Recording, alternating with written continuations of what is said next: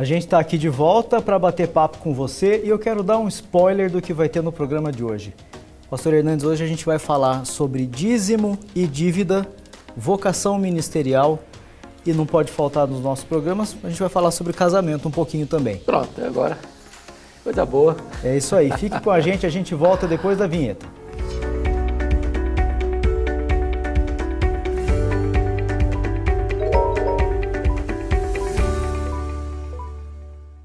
Muito bem, seja bem-vindo, se acomode aí no seu lugar. É um prazer ter você com a gente aqui no Trocando Ideias. Esse é um programa oferecido pela Igreja Presbiteriana de Pinheiros, uma produção da Luz para o Caminho, aqui em Campinas, com a participação ilustre, mais uma vez, do reverendo Hernandes Dias Lopes. Como vai, pastor?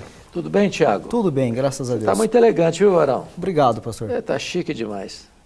É uma honra estar aqui com você e eu espero que o programa de hoje possa abençoar as pessoas que fizeram a consulta e para os demais que pegam carona, né, dessas perguntas. Exatamente. Às vezes é alguma coisa que a pessoa até está sentindo, não pensou em perguntar isso, mas aí ela assiste o programa, acompanha com a gente aqui. É verdade. E tem, né, essa dúvida sanada também. É isso mesmo. Vamos trabalhar, eu começo com o Ricardo Benson. Ele mandou uma pergunta para nós através do e-mail, você pode fazer o mesmo, tá bom? Tendo sua dúvida, a sua pergunta, mande para cá. Pelo e-mail, está aparecendo o endereço de e-mail para você aí no vídeo, tá bom?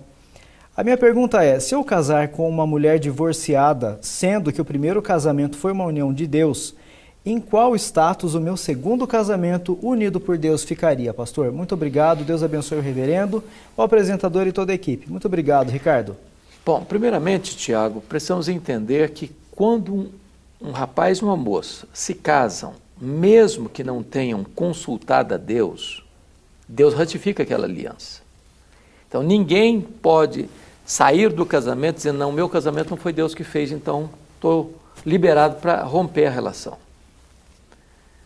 Divórcio não é um instituto apenas para cristãos, é para o ser humano, de forma geral. Então, um homem e uma mulher, mesmo professando o ateísmo, por exemplo, se divorciam, estão incorrendo numa transgressão de um preceito universal de Deus. Segundo aspecto é que o casamento tem um princípio, é até que a morte os separe. Então, o casamento não é um contrato de experiência, para ver se vai dar certo ou não vai dar certo, se não der certo, a gente separa. Não é para a vida toda. Terceiro, há cláusulas exceptivas, ou seja, cláusulas de exceção, para a questão do divórcio, porque o casamento foi instituído por Deus, o divórcio não. Deus permite o divórcio, mas jamais ordena o divórcio. E quando Deus permite o divórcio, nós temos duas cláusulas de exceção no Novo Testamento. Primeira, infidelidade conjugal. Mateus trata desse assunto, Mateus 19, versículo 9. A segunda cláusula de exceção é tratada pelo apóstolo Paulo em 1 Coríntios, capítulo 10, versículo 15, capítulo 7, versículo 15, que é o abandono irreversível. É a pessoa que saiu de casa, não quero mais o casamento, não quero mais conviver com você, e vai embora. A pessoa abandonada, como a pessoa traída, tem direito de se divorciar e casar de novo. Então, por exemplo, se uma pessoa se divorciou por qualquer outro motivo que não esses dois e casar de novo, à luz da palavra de Deus, esse segundo casamento é um adultério. Por quê? Porque o primeiro casamento não foi desfeito, aos olhos de Deus, ainda que tenha saído uma certidão de divórcio, que as autoridades humanas tenham expedido uma certidão de divórcio, aos olhos de Deus, aquela relação anterior está vigente. Então, o segundo casamento, segundo Jesus, é um adultério. Então, uma coisa muito solene, muito grave, porque numa sociedade que aplaude o divórcio, numa sociedade que as pessoas entram no casamento sem reflexão e abandonam no primeiro sinal de crise e vão se multiplicando casamentos e mais casamentos, casamentos e mais casamentos, isso está na contramão da palavra de Deus, do propósito de Deus e da felicidade do ser humano. Obrigado, pastor, pelo esclarecimento. Olá, pessoal. Há pessoas que, tendo vocação, não tiveram oportunidade de se preparar. E há outras que estudaram, mas não têm vocação. O senhor pode comentar esse assunto? Essa é a pergunta do Hugo Rafael. Muito obrigado, Tiago, por essa pergunta do Hugo, porque ela é muito importante.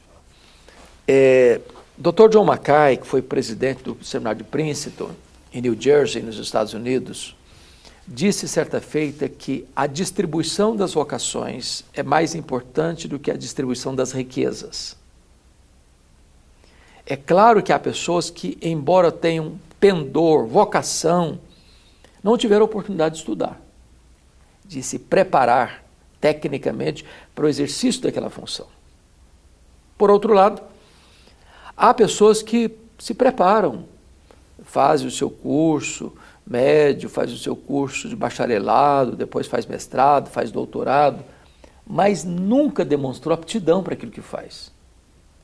Então, nós vivemos numa sociedade que, às vezes, quem tem chamado vocação não consegue porque não teve a preparação para a função. Por exemplo, tem gente que tem aptidão para o ensino, mas não estudou para isso. Tem aptidão para ser um bom advogado, mas não se preparou para isso. Teria muita aptidão para ser um bom médico, mas não se preparou para isso. E tem muita gente que está exercendo essas funções, mas com um preparo técnico, mas sem o pendor. Então, qual é o ideal? O ideal é que a pessoa busque exercer o seu trabalho dentro daquilo que foi vocacionado. Porque quando você tem pendor, é vocacionado, você faz com alegria, faz com prazer, faz com eficiência, faz com eficácia, né?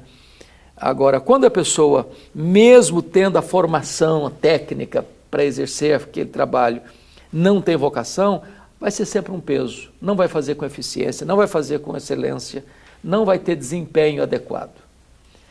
Isso para nós é um alerta. Primeiro, é para que você, ao escolher uma carreira profissional, você que tem a oportunidade de estudar, busque vocação, para que você possa fazer com excelência. Em qualquer área que você fizer na vida, se você fizer bem feito, você vai ser bem sucedido.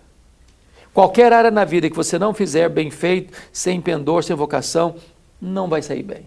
Então, vocação é fundamental. Fundamental. Perfeito. Nós vamos para a última pergunta do Trocando Ideias de hoje, que veio da Isabela Culsar.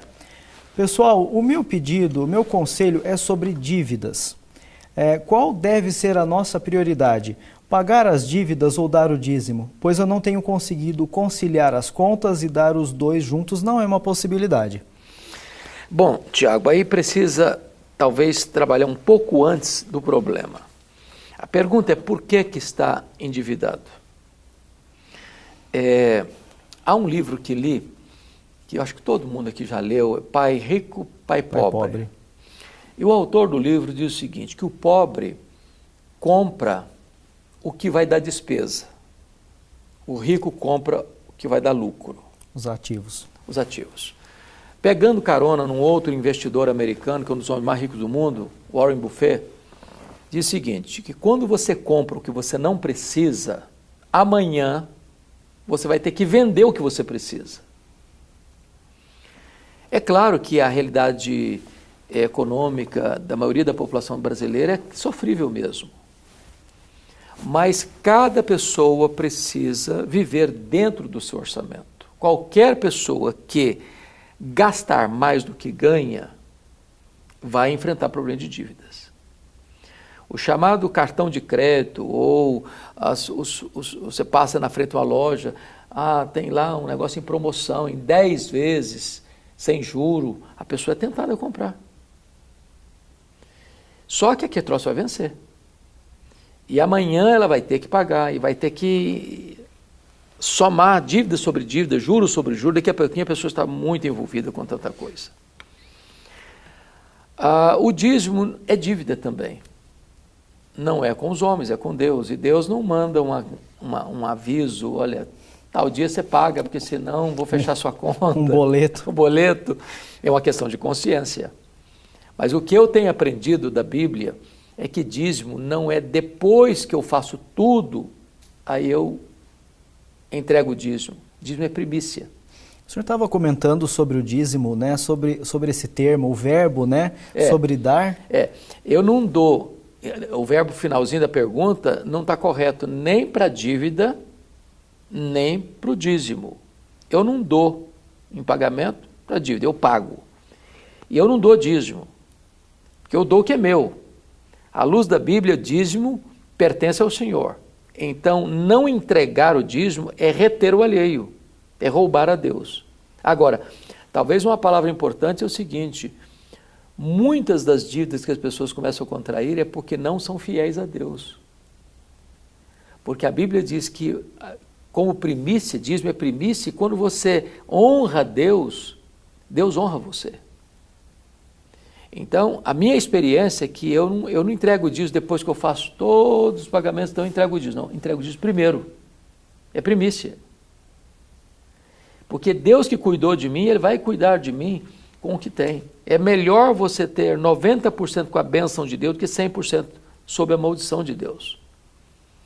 Eu não posso responder a pergunta talvez específica dessa pessoa que está fazendo a pergunta, eu não conheço a fundo a realidade.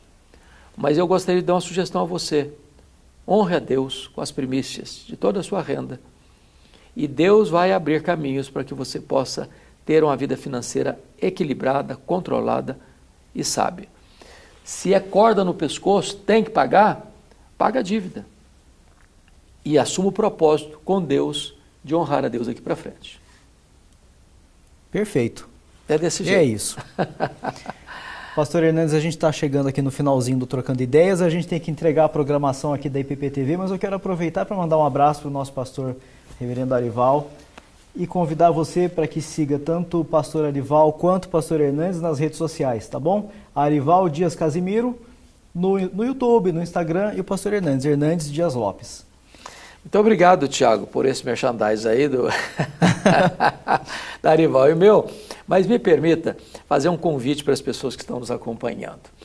A Igreja Presbiteriana de Pinheiros é, para mim, uma das igrejas relevantes, fiéis e relevantes do Brasil. E se você mora em São Paulo, venha participar conosco. Eu tenho o prazer de ser um pastor colaborador da igreja, junto com o pastor Arival Dias Casimiro. E a igreja é uma igreja que está aberta a semana toda. No domingo nós temos 4 cultos de uma escola bíblica dominical para todas as faixas etárias. Segunda-feira nós temos o Conexão com Deus às 20 horas. Terça-feira nós temos Mulher e Esperança às 2h30 da tarde. Quarta-feira nós temos um culto magnífico também de pregação da Palavra de Deus. Então, uma igreja para você e para sua família, e você vai ser muito bem-vindo na Igreja Presbiteriana de Pinheiros, em São Paulo. Deus abençoe você, então. Abraço, Thiago. Até o próximo programa, pastor. Até o próximo pastor. programa, se Deus quiser. Deus abençoe. Tchau, Até gente. lá. Um abração.